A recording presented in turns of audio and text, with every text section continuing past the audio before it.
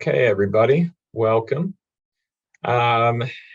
We are today going to be discussing some of the latest updates, and they are hot off the presses today on cannabis dispensary licensing here, particularly as it affects social equity applicants in Illinois. Just a second here, I'm going to stop the screen share for just a second and just introduce myself. I'm Justin Edge. I'm an attorney with the Community Enterprise and Solidarity Economy Clinic at UIC Law. And we've been working for the last couple of years on a program that's called the Social Equity Cannabis Initiative. It's technical assistance provided to social equity applicants and really anybody else who's interested. So we do brief advice. We've accepted some clients for longer full representation, and then we also do trainings like this. Also have some other partners as well that you can find on DCEO's website on their social equity portion, where they actually run a group of technical assistance providers, of which we are just one. But these are some of the latest legal updates on what is happening. So with that, I'm going to go ahead and pop back onto our slides, and we can go ahead and get started.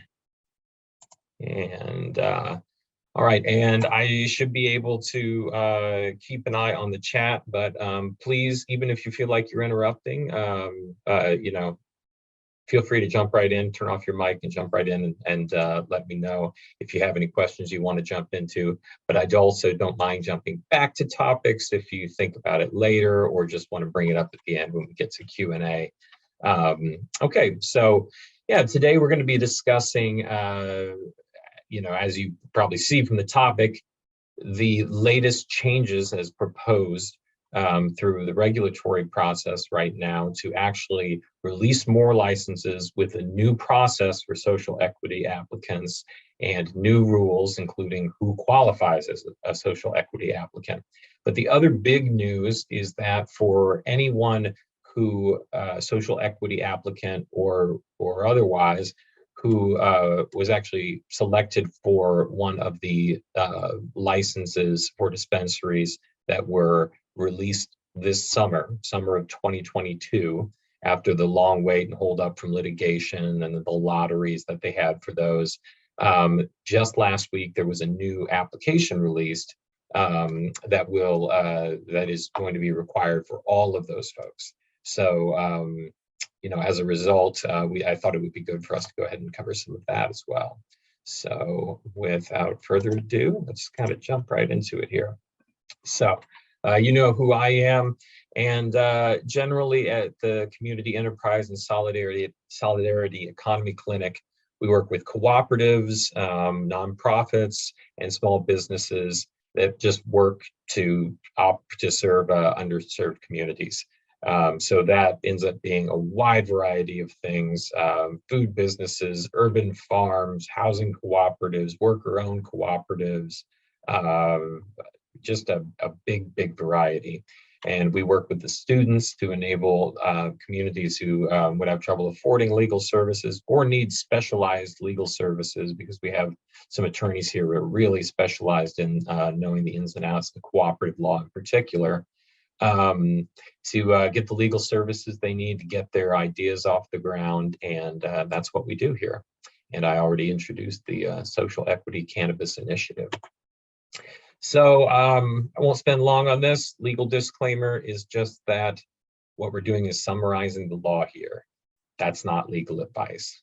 Legal advice requires knowing your facts. And even if you pitch a question my way and give me some facts, I'm happy to answer to the best of my ability. But that's not truly legal advice. It takes time and investigation to really look into all the facts and consider all the options. But I'm happy to chat, and my email is going to be at the end of this PowerPoint.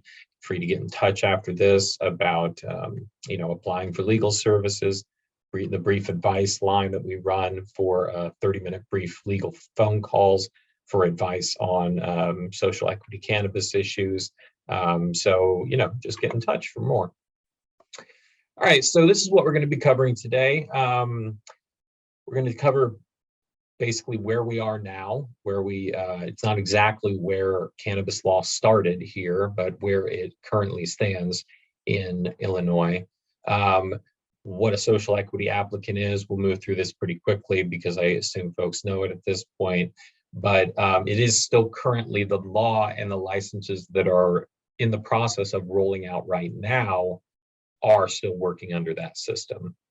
And then we'll focus on those conditional licenses that were awarded during this last summer, as I mentioned, including this 1536 application.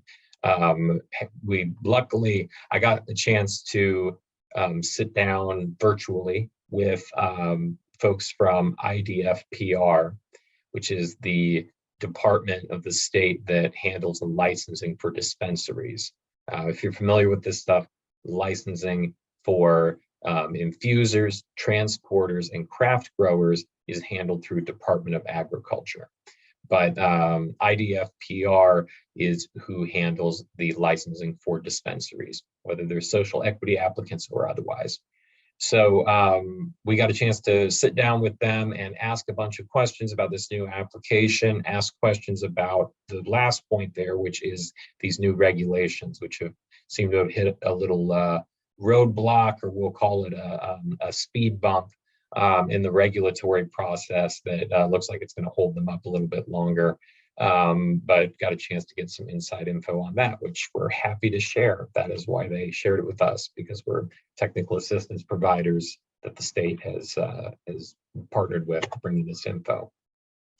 So, you know, the things that we won't really be covering today would be the other types of licenses, the older systems, including the earlier forms of the licenses, which included a lot of the medical dispensaries becoming the early approval dispensaries, which basically every dispensary open on the streets today is one of those, which has resulted in the appalling disparity that we see on every measure, by every measure.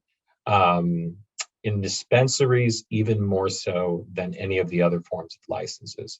So actually, we'll kind of come back to that and come full circle, because in fact, the disparity study that needs to be issued as required under law is part of what is holding up the latest transformation and trying to get a new set of rules in place for social equity applicants for dispensaries. And all I'm going to say is, for the current conditional license holders, basically from the time you were informed, which some of those were as late as August, but some were as early as late June. As soon as they were informed that they were awarded conditional licenses after a lot of the litigation had begun to wrap up and the stays were lifted, they had from that point 180 days in order to get some other things in order with the licensing agency. And that is essentially what this 1536 license we're going to discuss is all about.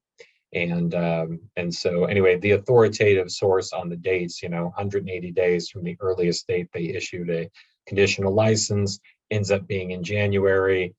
So that would be the earliest, but obviously if you're one of these people, they've been in touch with you and you have a firm date from them, and you can keep an eye on that and know about requesting extensions to that, because there is an option for a 180-day extension as well.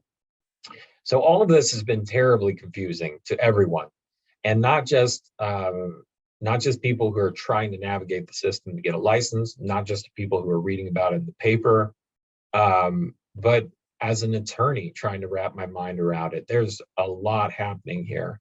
So I won't spend too much time on this, but I'll try to make some of it a little bit clearer. The number of agencies I talked about before, the lottery, last summer's lottery, what they called the 2021 lottery, what they called the 2022 lottery or the corrective lottery, were all basically the same thing generally, is what those are all generally referring to the same thing, or to a secondary pass for tied applicants after the stay was lifted because of litigation. But we'll try to clear a little bit of that up because more or less things have firmed up into one, all of that prior history of applications submitted in 2020 are now the ones that are rolling out through conditional licensing at this point. And then you may have heard about in 2021, a lot of great advocacy that was done by a lot of social equity partners to try to make the system better. And that ended up resulting in what was called House Bill 1443. That is what created this lottery system, set aside licenses for social equity applicants, and what created the basis for these new regulations that are rolling out. So when you hear constant announcements of new licenses, it's often just the same group clearing new hurdles. What we're dealing with basically at this point is 185 licenses through the current system that have conditional licenses now, and then an additional 55 that are planned under the new rules. So where have we been? Won't spend too much time on this because there's more information out there about this stuff than anything else, because these are the old rules that have been in place.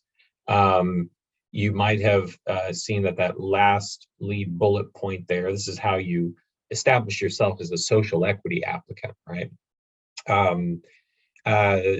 We'll discuss some of the changes, for instance, that are going to be happening, but already we know that we're going to be dropping that Illinois residency requirement in the future due to some legal challenges. And in portions of the law under 1443 and changes that it made in 2021, it created a slightly different category called social equity justice involved applicants, which basically what that did is that last bullet point, or that last header point there, has 10 or more full-time employees, and more than half of those employees, and then it's the same description as above for ownership or control. It removed that essentially. And so these social equity applicants that have come through the lottery systems meet that top point, 51% ownership or control by, and you see it there, right? Disproportionately impacted areas, 5 of the last 10 years, and then justice involvement that roughly matches or almost exactly matches the same criminal expunction laws that were expanded at the same time in 2019 when these were passed, or family involvement, as you can see. And you can use the link there to take a look at whether or not the address that you live at, or the ones that your family members have lived at, or that you've lived at in the past, whether they fit in some of these areas. Some are a little surprising even. For instance, you see what the map covers there, but make sure you take a look, because you can see there that because it's based on statistical method, there are some bright lines around one side of the road. You're in a disproportionately impacted area, and across the street, you're not. But we'll just go ahead and move on with that. So these are other parts of the social equity applicant program that you've probably heard about. The 50% reduction in license and application fees has continued through current rounds. License or application fees will be reduced even further under these new proposed regulations, although it looks like there will still be the same fee to purchase the license, although that will be reduced by 50% for social equity applicants. This was the original system, but we moved into setting aside some licenses for social equity applicants rather than just having a boost in a number of points because of the ways different people were, particularly non-social equity applicants, or at least not the social equity applicants that the General Assembly had in mind when they passed it, the way they seemed to rise to the top. And then some good news on that final point, the low interest loans. I mean, the caps on some of these loans are upwards to 500,000 for dispensaries and infusers, up to 100,000 on transportation businesses. So they're pretty sizable. The way they're set up is they work with lending partners, and basically the bank or the Department of Community and Economic Development is actually guaranteeing the loans. That's roughly the way that they're set up. And the other good news is just within the last month, they finally started getting this rolling. It took them a while to get lenders on board with it because of all of the issues around banking and cannabis still being a Schedule I drug at the federal level, which you're probably familiar with. It's one of the more common questions and pieces of advice that we're asked about. But they have found lenders that they're working with, and they have issued the first few loans now. So hopefully those should start rolling faster. Dante, would you like to ask a question? Sorry if I just saw your hand, but we can go back. No problem. Yeah, thank you for that information. So I have somewhat of a related question, and related to financing, which is the big issue with a lot of the cannabis business enterprises that have the licensing. Do you know if there is a way that if a cannabis business license holder does an equity crowdfunding, if that will affect their ownership, and if that will affect their ownership in a way that it will be negative, meaning that they would have to change their application, and because it's a conditional license and all of that. Is that a financing option, or is that something that we could probably discuss later? Or I just wanted to know, we could discuss it a little bit more later. Okay, all right, cool, thanks. I don't want to hold you up. No, it's a great question. We'll get into it a little bit more, and the application that they just released, which is all about updating them on the changes. Perfect. What has changed, right? And that has been what so many social equity applicants in particular have had to do, either for personal reasons or otherwise. People have left, other people have come on, they found a need to bring on more investor members. And so we'll discuss a little bit of that later in the way that you go about an updated table of organization and new principal officer attestation forms and all of that. But particularly with what you're talking about, in other states where that has been tried more often, the biggest issue comes around, if you're going to use a community crowdfunding platform of some type, and there are some that are more social enterprise minded, and then there are some that are more profit driven. They run the full range. There's a bunch of them out there. That you're still going to end up with people owning equity in your business, unless you make it very clear otherwise. They're going to have, as it's put in the statute, ownership or control, right? Ownership and or control is usually the way that it's read. So that means that all the requirements for principal officers, such as, do you owe any child support? Do you owe any back taxes to the state? Do you have forms showing all of that? Can all of these things, for anyone that reaches the threshold for those reporting requirements, they're going to require that of everybody, which is not the type of information that people are used to providing on even community-based crowdsourcing, crowdfunding websites. So that's been one of the biggest troubles with that. Now, some of those websites actually have ways to make it clear that you're not actually crowdfunding equity and ownership, but rather you're getting a loan from the person or a pre-purchase.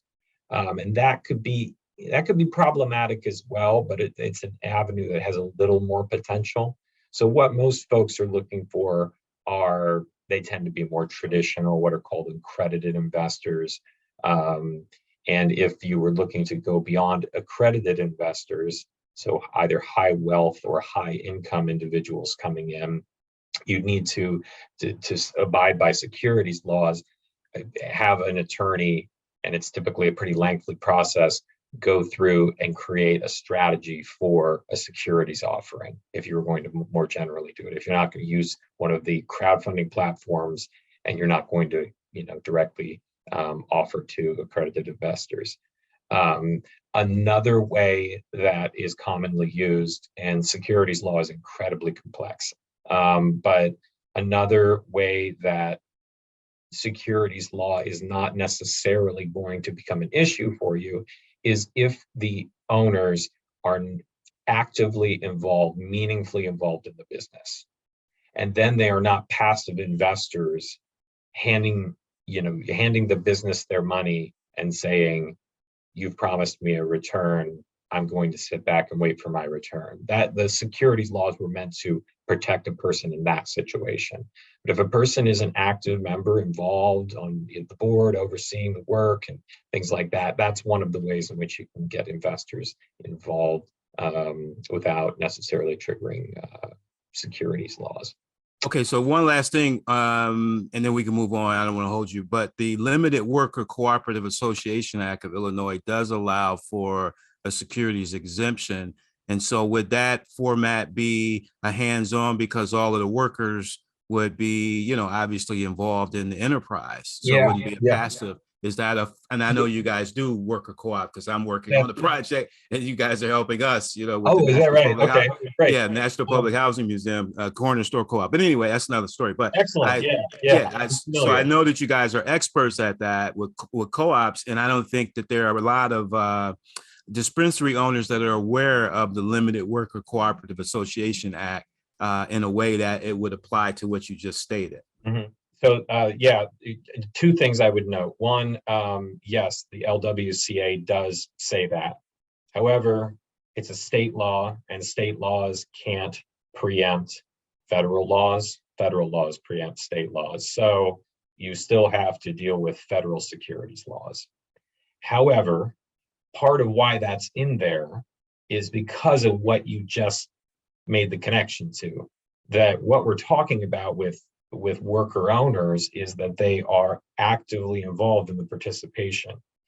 Even if they're not making every management decision every single day together, they are at least voting on members of a board, and they're coming together around certain decisions and deciding on strategy and things like that. And that rises to the level of being, it's a pretty advanced analysis typically. It can rise to the level of being actively involved in the endeavor, and as a result, it can make your securities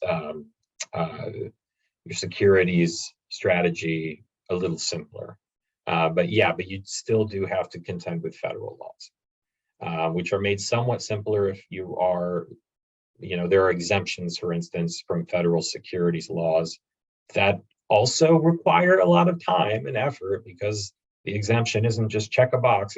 There's more to it than that. But there are exemptions when you're only doing an offering, for instance, to citizens within the state, within one state. And so then you're abiding, you're mostly in the territory of your state's law. And yes, the LWCA Act does provide an exemption from securities laws in Illinois in that situation. Okay, thank you. Keep going. I don't want to. It's some complex stuff, though. So, I mean, all formality disclaimers aside, it would be really wrong to generalize anything that I just said in the last 10 minutes. It is really a complex area of law, but it's an area that we might be able to help you with. So, for anyone listening to this now or later, that's the kind of thing that you could apply to the legal clinics at UIC Law for assistance on that type of thing. So, all right. So, all right, moving on. I guess we've had long enough to read about what that slide says, but and these are the old rules as well, or the current rules, which have been in place for quite a while now. forms are found on the Illinois Department of Financial and Professional Regulations website. Very easy. If you go to their homepage, there will be a little green leaf at the bottom left-hand corner before you even scroll down for cannabis license applications. So again, all of this is spelled out on their website. It's not well laid out on their website. You really have to dig through the documents. They're not in any discernible order, but you do need to dig through them all. Anyway, but that's what these type of presentations and the brief advice line is for, is to help you try to get your mind wrapped around all that stuff.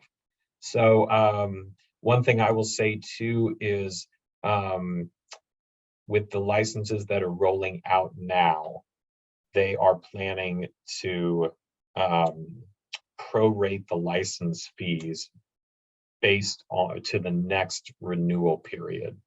Because things have now been delayed so long, we're looking at what was going to be a rolling renewal period for these, and we're now beginning quite later off cycle. So they'll look out to when the next renewal period begins, try to keep it on their original calendar and schedule, and they will prorate the amount for the license fee. That's the word from the good folks at IDFPR.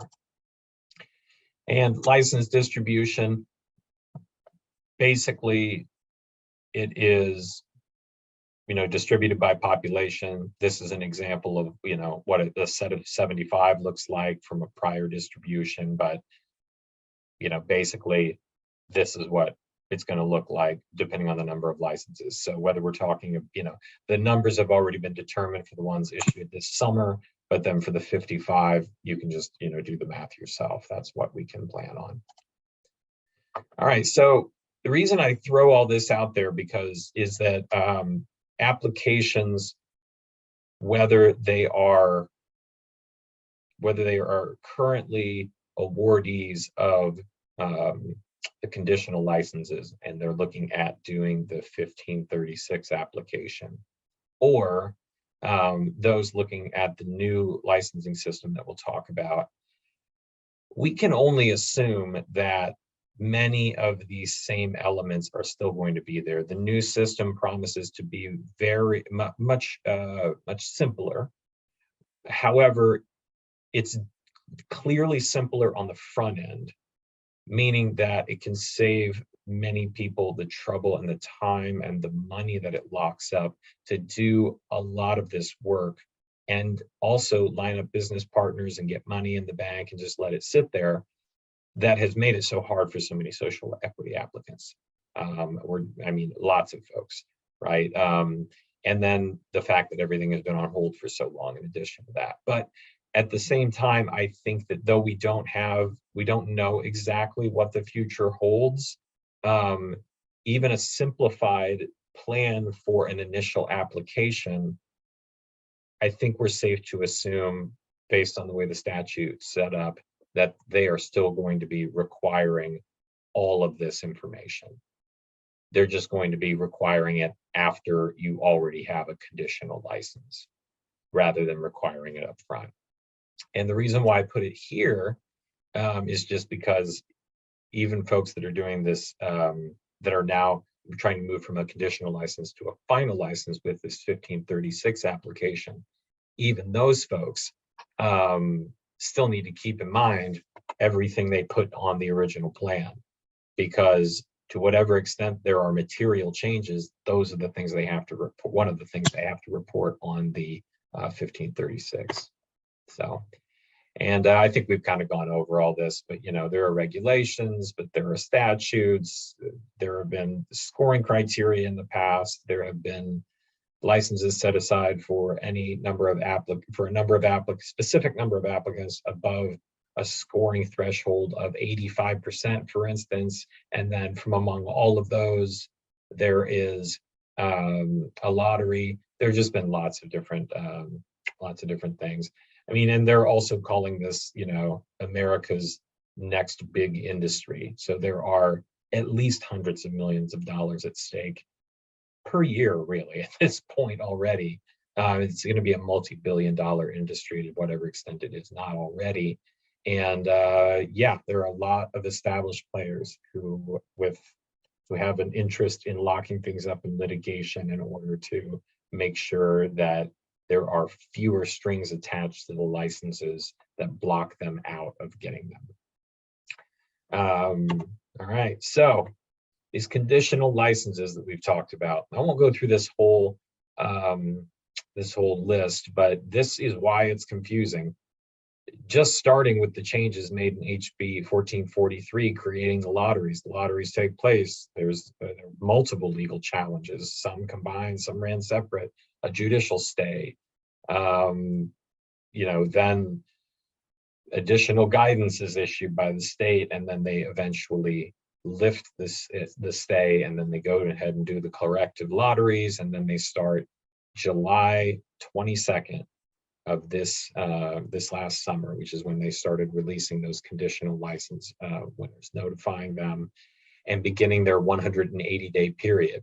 They provided them with a little bit of information early on, but that's basically to create a more routine process for how do we get through this 180-day period with everything we have to check out in a routine fashion, given that it's been 2.5 years. That's why they created this 1536 license.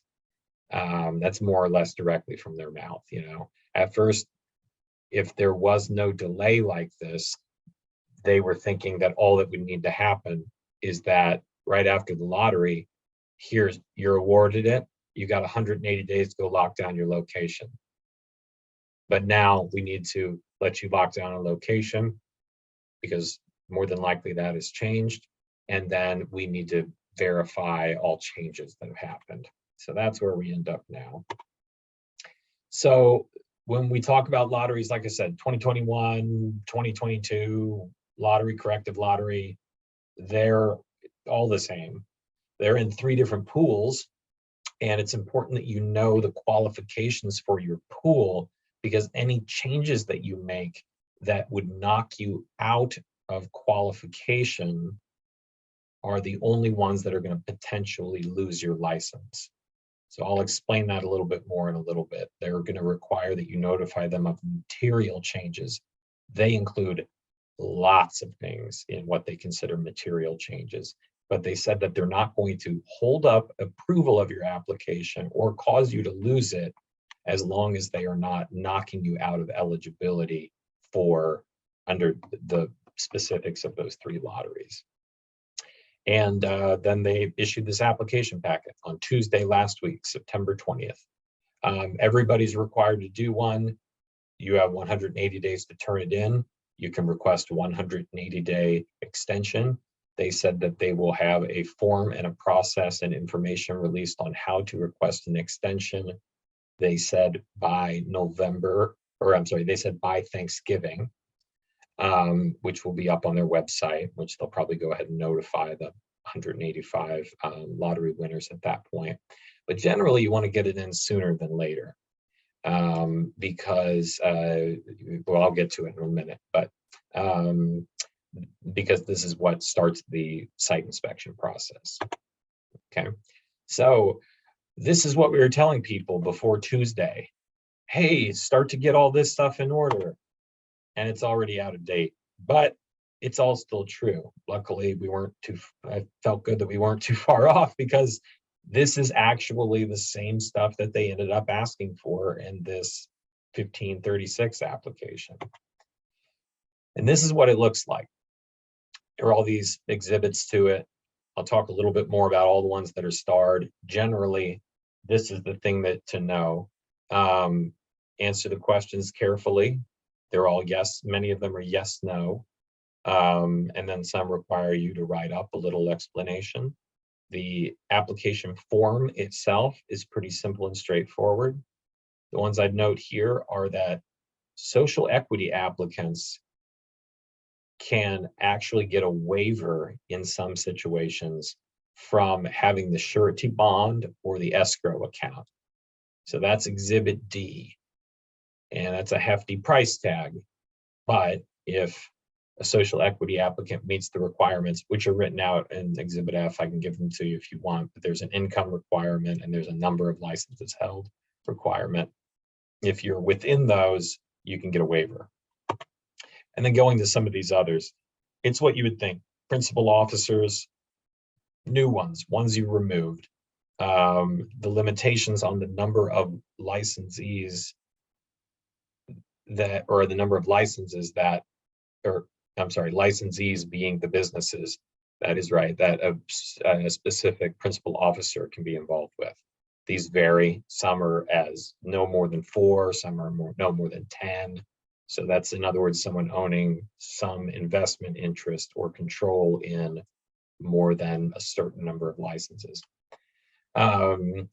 They say, and it was great to hear them like just clearly state this, that they will not be denying applications based on a principal officer's criminal history.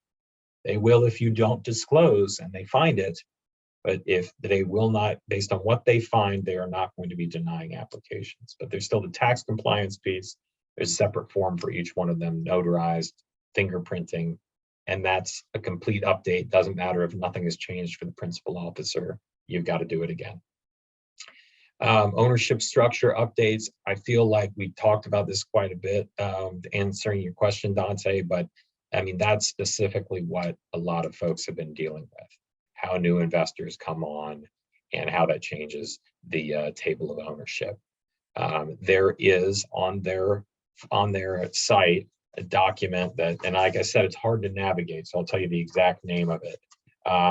It is called Change of Ownership Guidance. I'd recommend reading that. It's just 5 pages long, but it tells you what they're looking for when the ownership structure shifts up. And like I said, you know, the main thing is keep within the bounds of the law and make sure if you know, when your license is a social equity applicant, that you are still a social equity applicant by the definition after the changes. All right, so what we're guessing are going to be some of the pitfalls. What counts as a material change? Exhibit E says state all material changes, and it's a deceptively short 1-page form, but it's going to leave you writing out a lot and attaching a whole lot. So this is quite broad. So when I asked for an example of what was not material, they said, oh, well, typos. But then I was surprised by their answer of something that was material. That was, they said, for instance, if your security plan, as scored before, said we're going to use security camera type A, and now you're going to use security camera type B, they consider that a material change. I actually asked them to clarify that. I was like, wait, are you saying that was an example of a non-material change? Because that seems pretty small. No, that's an example of one. Here's what will slow you down, though. Not disclosing material changes. So you actually want to err on the side of disclosing. But keep in mind, though they were scoring the sections of the application before, they're not scoring again this time. So as long as it meets the basic requirements, they're not going to give you a slightly lower score and then you slip off, right? They're not scoring again, but they want to know about all sorts of changes. And then the floor plan review is also deceptively simple in the form. It lists like 5 or 6 or 7 things that make sure that you label these. Well, they gave a much more extensive list when we talked. So basically, go over the top labeling things, label hallways, label every checkpoint, where label every door, label what security is at, label the cameras, label which direction they're pointing, etc. Securing the location and zoning is the biggest part of what you have to do aside from fill out forms during this 180-day period.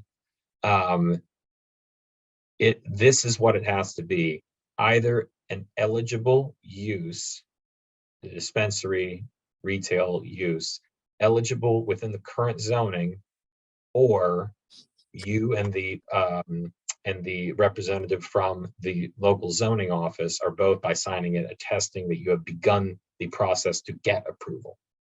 So in most places, I can't actually think of an example otherwise. This is not going to be a stated eligible use because this wasn't legal just a few years ago. So in Chicago, it's the special use approval process. Other municipalities and counties may call it something different.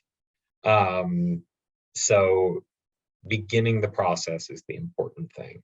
And then the form requires 2 people to fill it out, both a government representative and then someone authorized by the applicant. So make sure you're disclosing those material changes. Make sure that you're not making changes that are going to place you outside of the requirements that got you the license in the first place. And they said, if people don't get back to them, submit the 1536 application, not necessarily get it approved, but submit it, or fail to request an extension, then they're going to cross out your name, notify you, and offer your conditional license to the next applicant down the list. When they ran the lotteries, they didn't just stop at 55 for a pool of 55. They pulled all the other numbers so that they have more waiting in order. So that's who they'll move to next. They recommend for the inspection of the property, and they'll basically, from the time they consider your application complete, they have 60 days to complete it. But they're going to help you get a start on that by providing a self-inspection form, ask you to send photos of the property. If they have to make changes while they're there, and they recommend them, like turning a camera further this direction or the other way, they probably won't even require reinspection. But they recommend that even if construction's running behind, go ahead and submit that application. Construction doesn't have to be done to get the application in. You just notify them and they'll work with you as you finish that out. All right, respect for everybody's time. I'm gonna keep chugging along here, talk about the new licensing system.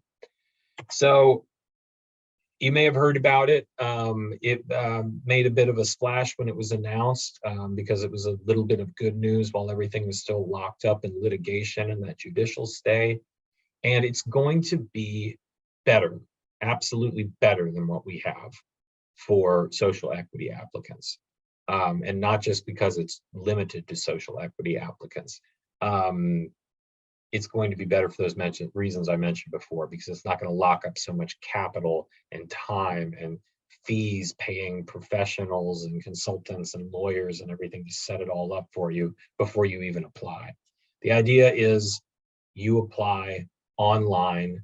They ask for basic information that would include the name of the entity, the basics, real basics, not a full principal officer form, but the basics about each one of the principal officers, and possibly a little bit more, but there's not much really required in the regulations. Pay only a $250 application fee, and then that's it. Only social equity applicants are eligible, although they changed the definition of social equity applicant in an important way. But then, like I said, the thing is that then you'll enter into a lottery. If you meet the very basic requirements, great, okay, you'll get selected for the lottery. But then we're almost certain you're going to have to put together all that same information. And there's a lot to it. But it's a lot easier to put together to find investors when you have a license in hand than not having a license in hand. Still not easy, but it's easier. So that's one of the major improvements as well. But like I said, we've got some mixed news recently. It was not approved as was expected on September 13th, but rather it was objected to by the review board and is now pushed off to probably December or January for review by this board. I'll get to a little more of that in a second, but these are regulations, not a change in law. That's part of what's creating the legal issues with the review. not to get too in the weeds, but there was a first set of regulations and then there was a second set. The second set is quite different. But they have stuck with that second version of these new regulations now. And so they seem to have full authority to adopt the regulations as they're currently worded, as long as they deal with the disparity study, which is actually the biggest hurdle for them right now at the moment. So we think we know what it's going to solidify as. So basically, the delay was the issue being tabled by the regulatory review board.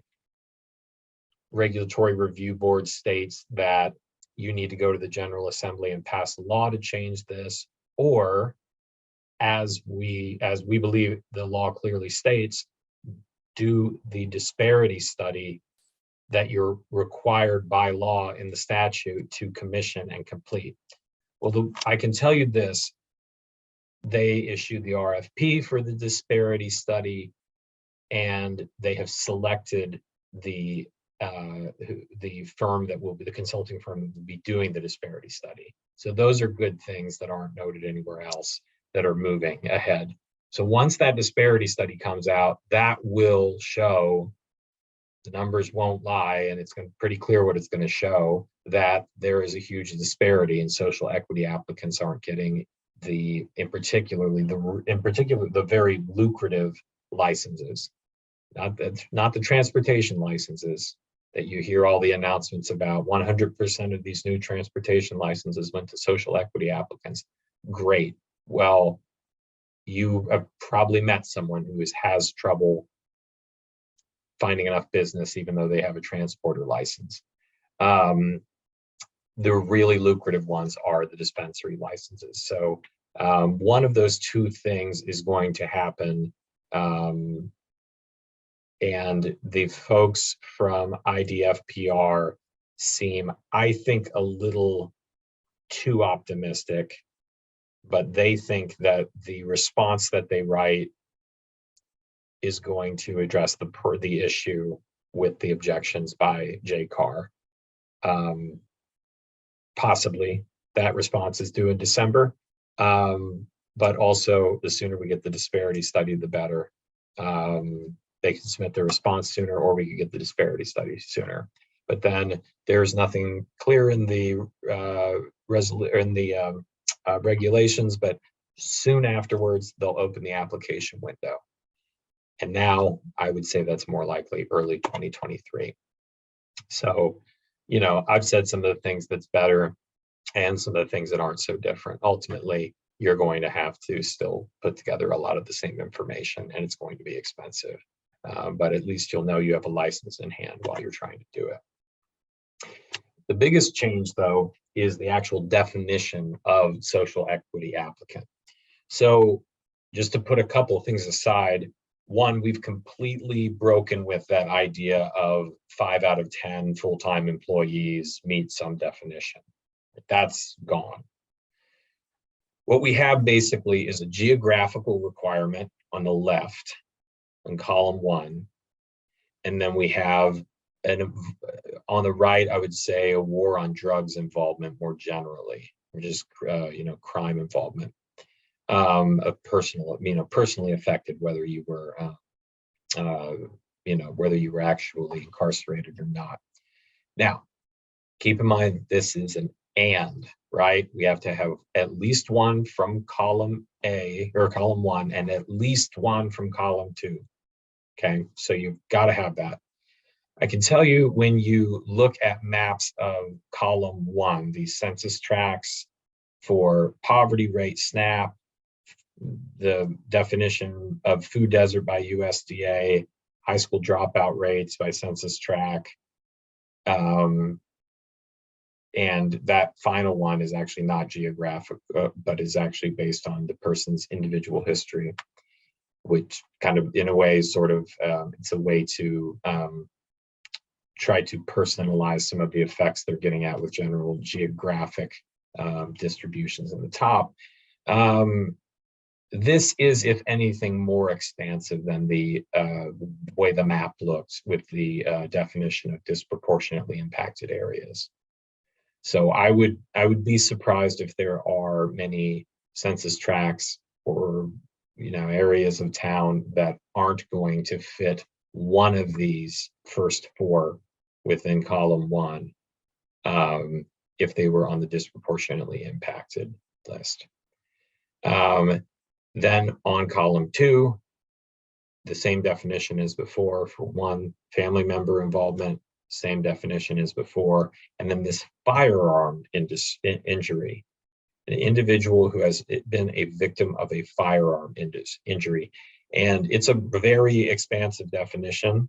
Like with the other things, you have to prove it, so they're going to look for a police report, not necessarily medical records or anything, but, there are multiple ways that you'll be able to prove it, but it's defined in the regulations. You'll be able to see it there once it's in place. But just like before, though, what we're talking about is considering all owners altogether. This 51% have them meet these definitions. Meet at least one in column A, at least one in column two. Do they actually, if 51% of those have ownership or control of the applicant? That's what it's about. So that percentage, the first version of the regulations as they put them out dropped that percentage lower, but the second version has restored it to 51%. So real quick, Justin, so if three people are applying and one has one element in column one and the other person has element in column two, and it's three people, so that's over 51%, and would that meet the criteria or no? No, unfortunately. No, it's going to be based on an individual or entity. And then if you just keep going up, if like one of them is a money partner that's owned by two other people, then it's a question of how they're owned. But all the way that as you trace the tree up, does 51% of the individual people that comprise the equity ownership or the voting control of the entity, do those individual people meet this definition? So you can't mix and match with multiple people. And there's no DBE, MBE, or anything like that? No, there's not. All right, okay, thanks. Yeah. There is not. And that's one of the things that's going to be interesting and also kind of a big blind spot in the disparity study. If you look at the statistics that have come out, for instance, as each class of licenses have come out, they've said this percentage of applicant owners have been Black, this percentage have been Latinx, this percentage have been white, and this percentage chose not to disclose. Well, that percentage that did not disclose in just about every single one of those pools of applicants that have been awarded is anywhere from 35 to 40%. And I would bet you that a very significant number of those who chose not to disclose were in fact white. So I think that the white ownership is going to be undercounted. And so hopefully the disparity study makes that very clear, because without stating clear that they're trying to correct for the way that the war on drugs was completely racialized on an individual level and a neighborhood level for decades. Aside from that, it doesn't say anything about race or ethnicity in the statute as it's been written or as it's written now. There's a voluntary place for people to put it on their form when they report. That's it. So what we have here are a lot of proxies for race. You could see them that way. Or you could see them as actually tailored to people who had an effective war on drugs, regardless, in their personal life and where they grew up, regardless of their race. But obviously there's going to be a lot of overlap there. However, it's not incentivized in any specific way under the way that it's written. Now, one last thing, the annual report that just was released a couple of days ago, why is the disparity study so necessary in this holding up JCAR or whatever, when the annual report clearly identifies the issues you just talked about? I mean, it tells you, I mean, you know it is in there, so you could go pull it down, Right. you can look at it, it tells you everything. So what's the point of the disparity study?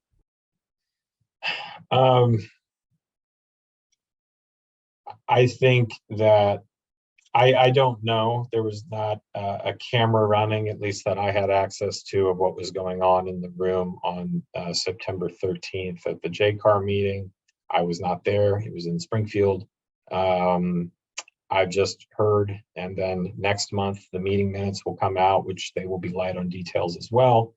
I mean, I would bet there were probably members of the committee who have objections to the administration creating a brand new licensing system and set of licenses entirely through a regulatory process without any members of the General Assembly voting on it, when everything that's been done in this whole legalization and licensing process and everything has all been done before this point. The basics of it were laid out by an act of the General Assembly, a vote of the governing body, right? And this is something generally that bodies like JCAR are meant to look out for, which is to make sure that some regulatory body isn't coming in and arbitrarily making rules based on what they think is right and just saying they have authority under the statute. So what they specifically objected to is the statute says, and I think I've read the statute and what they specifically pointed to, it does say exactly what they're saying. It says that they have the authority to issue modified or new regulations to correct for disparities after, as shown by the disparity study. And then they point out to where it says that the state shall commission a disparity study. So I don't know. Is it a convenient way for them to hold things up because they have a bigger issue with the administrative authority to do this? Possibly. Could they find proof otherwise? Yes, I believe that's the point that the lawyers for IDFPR are going to be making in their response that they're writing. I would assume that the way they acted pretty confident when I asked that question, that is what I would assume, because the information's out there. So I agree with you completely, but it says explicitly, the state shall commission this disparity study, which, is going to be done by an outside party. It's not going to be done by the state like an annual report. It's going to be done by an outside party. So it's going to be a neutral party. They're going to look at all of it. And then we're going to have an accounting of whether this worked or not, this social equity system that was put. Who is the vendor for the study, and how can we find that out? Do you know, or how can we find that out? I don't know if that's public information yet. Okay.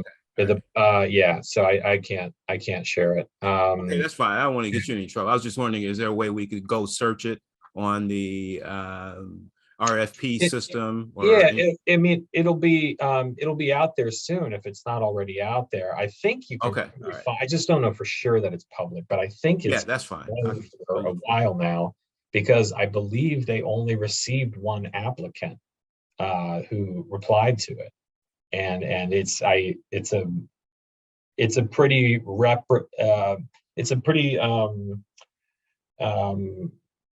respected but pretty middle of the road research firm, I'd say, who isn't known for, and it's not like Policy Link did it, or it's some organization that deals with critical race perspectives and data or anything like that. It's a policy shop consultant who, this is what they do. They crunch numbers for a living. So okay. So yeah, that's the thing. It's not that it's I think that it is, the numbers won't lie. Regardless of who got it, the numbers won't lie. So I think it will show what it needs to show in order to move forward with this. But yeah, Yeah, does that make sense? But I think with enough Googling, you can find it. I don't know. I believe, actually, I do know. It's the Cannabis Regulation Oversight Officer, or CROO, CROO, who is basically the cannabis czar for the state. And you may have heard it actually called that because we've gone through several of them already, and it's made news every time someone's come into the role and resigned, or someone's interim and they resign. But it's that division, which is directly under Pritzker's administration, I believe, yeah. That would be the one who would be commissioning the study. So they may or may not have a press release out on it, but it would be within the general Illinois.gov press release archive, if so. Okay. All right. Yep. Thank you. Yeah, you're welcome.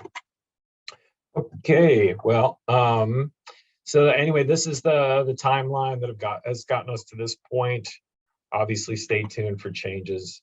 And like I said, these are the big things. The 51% remains. The firearm injury victim definition is a big change, shifting away from disproportionately impacted areas. And, once this is, and initially the first version required a certain percentage of products to be purchased from social equity businesses, suppliers, such as grow operations and, transporters and things. That has been dropped.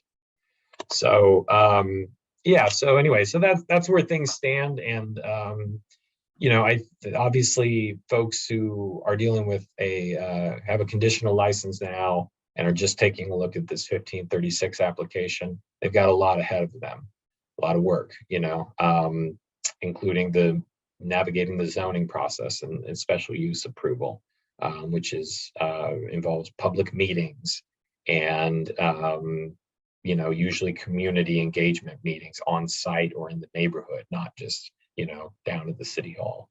So they probably know what they have ahead of them, but that is, if that's you, I hope this was useful. I thought it was useful to get some inside information that wasn't up on the website.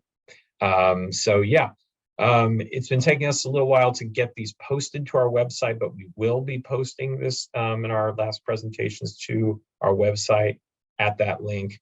I'll send it around to participants and folks who registered or attended today, and you'll have this.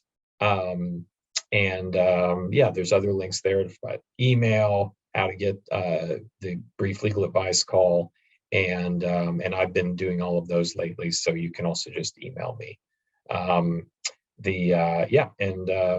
We're basically, under our current grant funding, only planning to do those through the end of October. So please hit us up for those if you want to call us for those, for the brief legal advice calls. But we're always here, taking applications for more advanced legal projects that take more time than that we can work with the students on, and always here to be a resource to the community. So even after the end of October, don't be afraid to get in touch. All right, so we went over time, but thanks for attending. I am going to actually go ahead and stop the recording now, but I will stay on if anyone has any questions that they would still want to ask or want to do with the recording stop. So recording stopping now, and thanks for everyone who just was with us watching the recording.